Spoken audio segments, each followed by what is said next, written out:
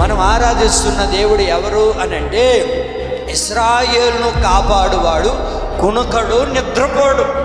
కునుకక నిద్రపోక ప్రభు మనల్ని ఏం చేస్తాడు? సురక్షితంగా కాపాడుతాడు. ఈయన ఎప్పుడు కునికే దేవుడు కాదు, నిద్రపోయే దేవుడు కాదు.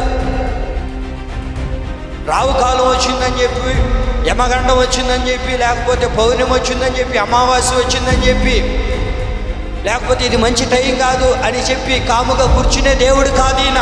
ఈయన ఎవరయ్యా అంటే, ఇశ్రాయేలు ప్రజలను కాపాడువాడు, కునుకుడు, నిద్రపోక ప్రతి క్షణము మనల్ని సురక్షితంగా కాపాడే దేవుడు. సురక్షితంగా కాపాడే దేవుడిని మనం ఆరాధిస్తూ ఉన్నాం. ఎప్పుడు ఈయన నిద్రపోయేవాడు కాదు, కొనకక నిద్రపోక మనల్ని వెనువెంట ఉండి మనల్ని కాపాడుతూ మన భయములన్నిటిలో నుండి తప్పించి ఎక్కడ మనం భయపడిపోకుండా